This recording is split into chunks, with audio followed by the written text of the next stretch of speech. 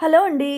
ఈరోజు నేను సింపుల్గా స్పైస్ రైస్, బేబీ కార్న్‌తో గ్రేవీ కర్రీ ఎలా చేయాలో చూపిస్తాను.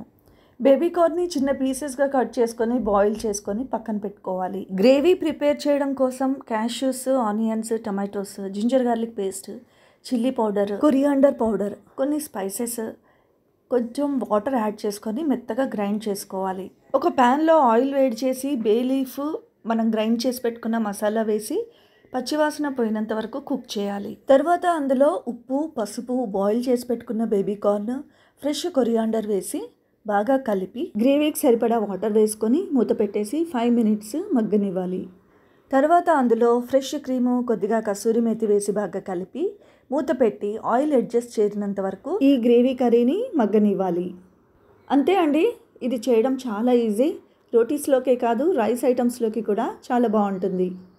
ఇప్పుడు ఈ బేబీ కార్న్ గ్రేవీ కర్రీలోకి రోటీయే కాకుండా రైస్ ఐటమ్ సింపుల్గా ఎలా చేసుకోవాలో చూద్దాము. ఈ రైస్ రెసిపీ స్పైసీగా ఉండకుండా చాలా తక్కువ స్పైసెస్తో కుక్కర్లో ఎలా చేయాలో చూపిస్తాను.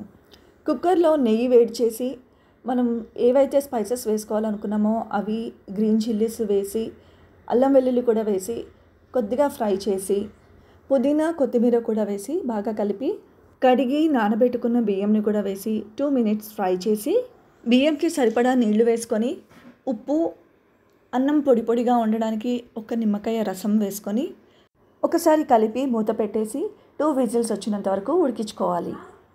చాలా సింపుల్గా లైట్గా చేసుకుని ఈ స్పైస్ రైస్ నాన్ వెజ్ కర్రీస్లోకి కూడా బాగుంటుంది, లేదా paneer gravy curries, veg gravy కర్రీస్లోకి కూడా చాలా బాగుంటుంది.